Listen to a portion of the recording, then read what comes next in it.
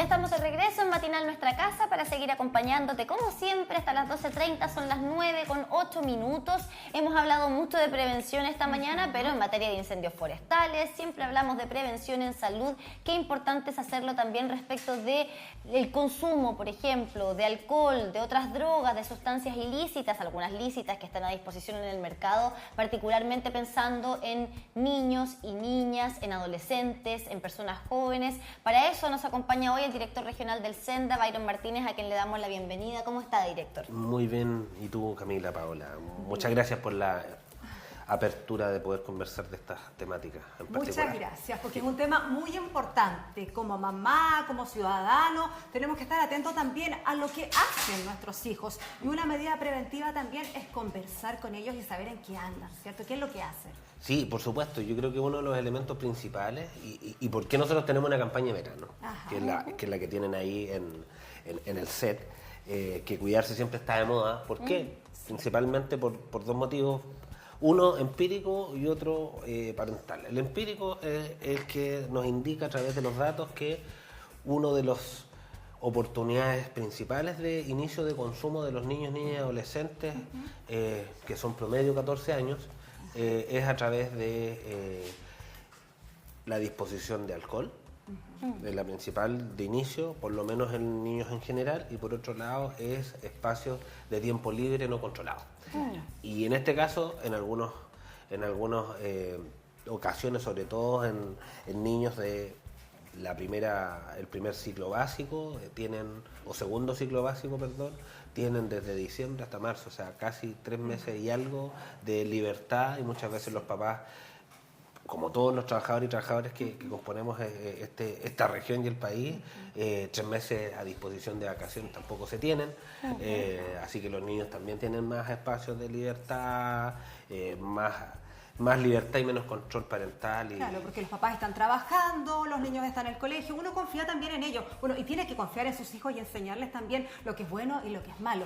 Esta es una campaña precisamente para orientar lo que no deben hacer en este caso, por ejemplo, los adolescentes. Ahora, lo que encuentro interesante es que no parten desde la premisa del no, lo que no debes hacer, no se parte desde la premisa de la prohibición. Según lo que nosotros vemos acá, por ejemplo, en este manual, justamente que tiene por nombre Cuidarse siempre está de moda, es: antes de consumir, reduce tus riesgos. Parte asumiendo, ¿cierto?, que los jóvenes se van a enfrentar a situaciones en las que va a haber consumo de alcohol, tabaco y otras drogas, ¿verdad? Porque es la realidad. No podemos ir así por la vida, ¿no? Pensar que nunca se va a enfrentar a esto, nunca va a estar en un contexto de consumo, porque lamentablemente en la práctica es así. Muy bien lo sabemos nosotros hoy día como adultos también, lo vivimos en nuestra adolescencia. Entonces, claro, parte de esa premisa. Y la primera recomendación es recordar siempre que tienes derecho a negarte a consumir una sustancia. Y son consejos que para un adolescente son muy relevantes, porque hay una presión social también, director, a la que ellos se enfrentan, que muchas veces nosotros como adultos también enfrentamos cuando decimos: no, hoy no me voy a tomar una bebida alcohólica, hoy no estoy tomando. ¿Qué pasa cuando usted lo dice? Haga el ejercicio. Pero ¿cómo no te vas a tomar algo? Como adultos sentimos esa presión. Imagínese un adolescente. Sí. Aquí nosotros presentamos diversas estrategias de intervención. Por ejemplo, este manualcito que es de bolsillo, que tiene el verso de nuestra campaña, este está pensado para jóvenes, jóvenes adultos, ya público joven. Después tenemos para adolescentes, que se trabajan más bien con los padres, y para niños, que ya tienen juegos, crucigramas y otros, como para ir trabajándolo y dándole consejos a los niños, niñas y adolescentes y jóvenes. Porque nos interesa, por cierto, ir atacando los distintos espacios de desarrollo. Tenemos que entender que el desarrollo neurobiológico de una persona termina entre los 25 y 23 años. Ahí está su final. Y evidentemente nuestra opción primera es que una persona que no es adulta no debería consumir ningún tipo de sustancia, ¿ya?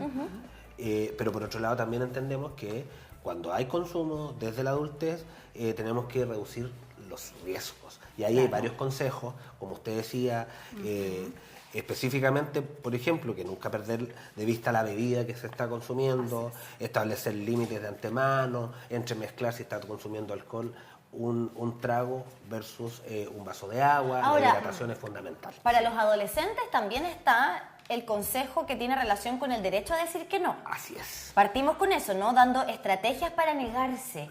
Y yo creo que ahí de pronto es donde quizás como adultos fallamos, porque no nos ponemos en el lugar de los adolescentes, ¿no? Nos cuesta ponernos en ese lugar donde un niño, una niña, un joven de 15, 16 años está rodeado de amigos que quizás sí están consumiendo alcohol y otras sustancias. Y hay una presión social, unas ganas de pertenecer, que es propio de la adolescencia. De conocer algo, de probar tal vez algo nuevo. Además está la curiosidad. Y nos cuesta ponernos en ese lugar, ¿no? La tendencia quizás protectora de padres y madres a decir, no. Pero que sea mayor. Tenemos que verlo desde la otra perspectiva. Ahí ¿no? tenemos que ser súper conscientes de un tema. Y también me voy a la ciencia específicamente. Nosotros como adultos tenemos que, este es un concepto bien neurobiológico, tenemos que prestarle cerebro a nuestros hijos.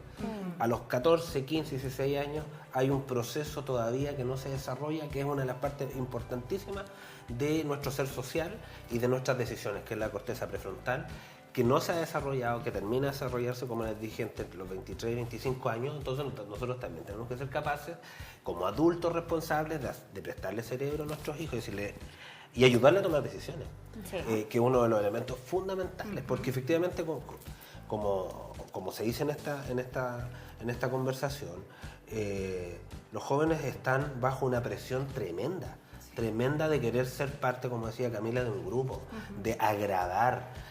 Nosotros siempre damos el ejemplo como muy burdo, pero súper simple. Un joven de 15 años, que sus amigos lo inviten a lanzarse de un árbol. A propósito de la valentía o de que la niña que le gusta se lo dice, muy probablemente él lo haga. Sí. Porque efectivamente él quiere ser parte de ese espacio.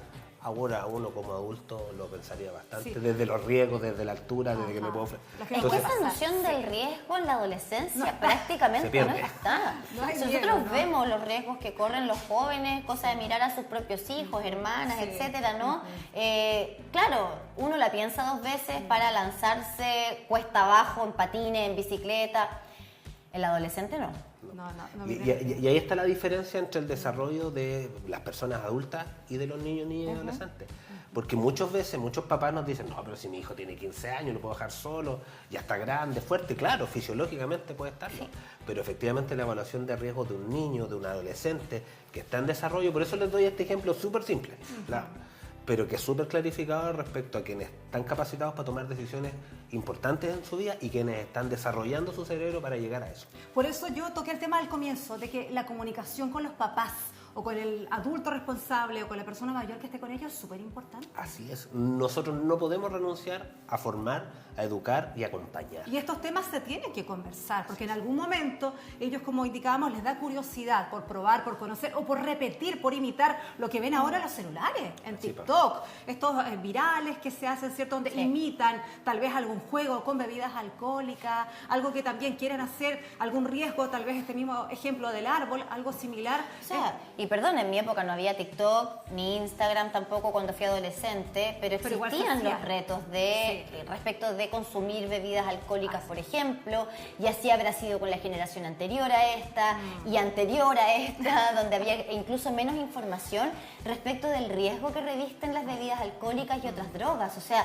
no olvidemos que nosotros hace no mucho tiempo atrás los médicos fumaban en los hospitales, los profesores en las salas de clases, incluso las mujeres que recién habían tenido sus hijos en las áreas de maternidad salían al pasillo a fumarse un cigarro para luego volver al cuidado de sus guaguas recién nacidas. Entonces, estamos como dándonos como este vuelco, ¿no?, a la cultura de entender el riesgo que reviste el consumo, lo que puede generar en el cerebro de un niño, de un adolescente a futuro, en fin. La ciencia ha aportado mucho también al respecto, ¿no? Y yo creo que uno de los elementos fundamentales, y hablando en la niñez, con niños, 10 años, 5, 10 años en ese apartado, lo más importante es fortalecer la autoestima y la autovaloración de los niños. ¿Y de qué manera se puede hacer para quienes están viendo Matinal Nuestra Casa y tal vez se han dado cuenta de que sus hijos pequeños, entre 5 y 10, tienen baja autoestima? Primero, tenemos que ser capaces de darle el valor que ellos requieren. O sea, un niño de 5 años no es un bebé. es un niño que está en formación. La educación emocional es súper importante, ponerle desde la más baja infancia, ponerle nombre a los sentimientos, dejar a los niños y niñas que efectivamente se puedan expresar y darle la atención necesaria a partir de, si estamos frente a una rabieta o una pataleta, nosotros tenemos que atacar no la pataleta, sino el sentimiento del niño. Por ende, él puede expresarse todo, pero finalmente el problema, por ejemplo, con el querer alguna cosa. O sea, yo como papá le puedo establecer límites claros y decirle no.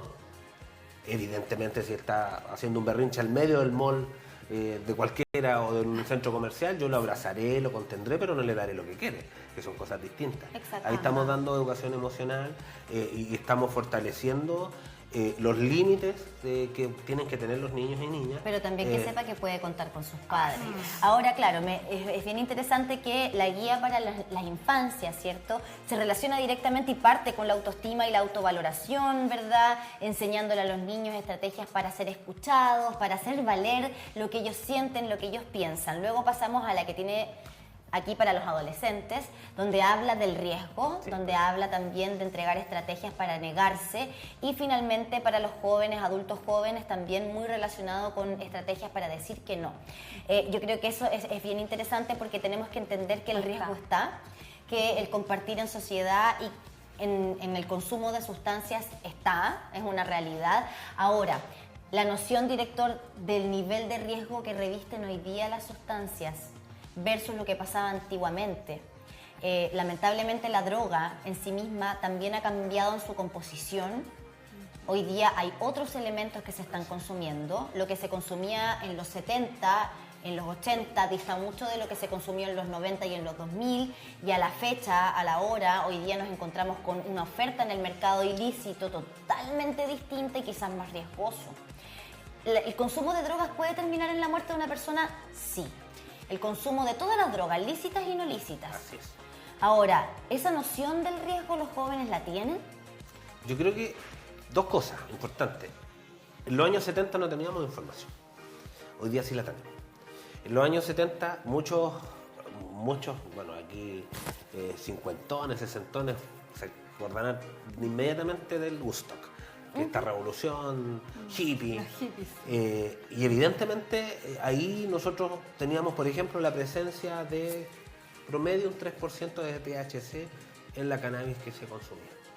Nosotros, como servicio, con el ISP y la PDI, el año 2020 al 2022, se tomaron todas las incautaciones de cannabis, tanto domiciliarias, del narco, en fin, y se hizo un estudio. Este estudio determinó que el promedio de THC de más de 2 toneladas de cannabis específicamente incautada bordeaba por sobre el 17%. ¿Y qué es el THC y por qué es importante hacer esta comparativa respecto de que antiguamente tenía solo un 3% de concentración de THC y hoy día supera el 15%? ¿Por qué es importante? Porque muchas personas, hay mucho mito de esto. ¿Por qué? Porque muchas personas indican que tiene una característica medicinal y se ha bajado los niveles de riesgo a partir de este tema. Y que específicamente el componente medicinal que puede ponerse a disposición de la salud es el cannabidiol. El cannabidiol para la rigidez, para el hambre en el cáncer, para el dolor, por cierto, tiene, y se está estudiando y tiene algunos metaanálisis internacionales que nos indican que sí, check. Pero el THC... Cannabidiol, que es el CBD, entiendo, el CBD, ¿no? justamente. Y el THC es el elemento... psicotrópico. Sí, psicotrópico, justamente. Lo voy a tratar de decir en forma más simple, pero sí, psicotrópico. En el fondo, para hacerlo más simple, como usted dice, el que hace volar. Así es, eso iba a decir. El que hace volar. Entonces, ahora tenemos 6 veces esa concentración y por otro lado, hay algunas plantas más bien prensadas que llegamos al 50% de concentración de THC. ¿Qué quiere decir eso? Que una persona se puede morir fumándose un pito de marihuana, primero que todo. Pero ahora yo me voy a los datos que tenemos desde el año 2024, de los 400 jóvenes que tuvieron el tratamiento por consumo dependiente o problemático o perjudicial de sustancias. Y ahí nos damos cuenta que a la inversa de los adultos, Si nosotros le preguntamos a los adultos, 1.400 adultos que se trataron en la región del Biobío, el 62% comenzó entre los 13 y 14 años, perdón, entre los 14 y 15 años con alcohol. Esa fue la droga de inicio. Si nos vamos a los adolescentes, desde el 2024, nos encontramos con que el 62% de los jóvenes también comenzó, pero ahora con cannabis. Entonces ahí se nos ha ido invirtiendo el nivel de inicio. Ahora, cuando nos vamos a observar a los adultos cuál es la principal droga de dependencia en adultos del año 2024, de estos 1.400 atendidos, el 35% es alcohol, 34% es pasta base. El 70% casi de las personas que están en tratamiento en la región es por alcohol y pasta base. Si nos vamos a los adolescentes, a estos 400 adolescentes, ahí cambia la cosa. Ahí nos damos cuenta que casi el 50% está por consumo de cannabis. Y posterior a eso, cocainoides, pasta base, cocaína y emergente y claro, es el tema de la mezcla de este famoso TUSI. El tema, lo difícil acá es determinar qué es mejor que lo otro. Entiendo, son igual de malos. Así es. Riesgosos. Y son igual de riesgosos y catastróficos en la vida de una persona joven, además, que comienza a afectar su cerebro finalmente con cualquier tipo de sustancia, ¿no? Uno cuando constituye y construye una conducta, después de la amplia repetición histórica, esto es como un deportista, ¿ya? Una persona entrena, muy probablemente esa persona toda la vida va a tener una cultura deportiva, de alimentación, de ejercicio. Y va mejorando el rendimiento. Sí. Cuando una persona consume es lo mismo. Va cambiando su cuerpo también. Sí, sin duda. Claro. Cuando una persona comienza a consumir a los 13, 14 años, va también acostumbrando a su sistema nervioso central, a su cerebro, a ser dependiente de algo para tener ciertos espacios de felicidad, de relajo, de distensión y de evadir la realidad. En ese nivel. Por ende, por eso es importante retrasar el inicio del consumo. Porque cuando el cerebro está terminado, cuando el cerebro ya está constituido, más el fortalecimiento parental, tenemos personas que han comenzado a consumir. De hecho, tuvimos una discusión hace muchos años con un equipo doctorante de la Universidad de Concepción, pero de Los Ángeles, me decían, bueno, pero si yo fumo marihuana. Claro, pero tú estás haciendo un doctorado, por ende tuviste toda una línea de protección, de ayuda, de apoyo y de desarrollo. ¿Cuándo comenzaste a fumar cannabis? A los 21 años, claro, tu cerebro ya estaba terminando. No es lo mismo cuando un niño de 12, 13, 14 años comienza vulnerable. Tal cual. Ahí, efectivamente, y lamentablemente, las diferencias sociales son abismantes, porque una persona que tiene redes, que tiene recursos, puede acceder rápidamente a la salud. Y normalmente los padres reaccionan, muchas veces reaccionan, pero reaccionan de manera contundente. Ya, y aquí yo quiero detenerme porque ya vamos casi terminando. ¿Cómo nos damos cuenta? ¿Hay cambios, comportamientos de parte de ellos brevemente? ¿Cómo uno lo percibe? Sí, por supuesto. Si nuestro hijo está callado, ensimismado, ahora hoy día es súper difícil determinarlo porque los chiquillos están metidos en las pantallas, jugando todo el día, pero hay elementos súper importantes, Camila Paula. Si hay cambios de ánimo repentinos, si por ejemplo este niño que juega todo el día, hoy día ya no quiere jugar, quiere estar más bien acostado, ahí hay que ver cuáles son sus niveles de afectación socioemocional, pero también ver con quién se está juntando. Yo tengo derecho, como padre, a acceder a las redes sociales de los hijos, o sea, uno de los elementos importantes del control parental. Yo no puedo... es que el celular es de él, no. Él es una persona que está desarrollándose, o sea, a un niño de 17 años, a un joven de 17 años, no le voy a quitar el teléfono, pásamelo, pero sí tengo que hacer control parental de poder revisar conjuntamente sus redes sociales, distintamente de un niño de 10 años que no debería tener un teléfono, pero muchos niños lo tienen, que efectivamente el control debe ser exhaustivo. Director, le queremos agradecer por esta visita matinal a nuestra casa y bueno, nos encontramos con esto a través de las redes sociales también del Senda, siempre atentos a lo que está pasando con los operativos y demás. Muchísimas gracias. Y esto se lo dejamos a ustedes para que lo puedan compartir. Gracias.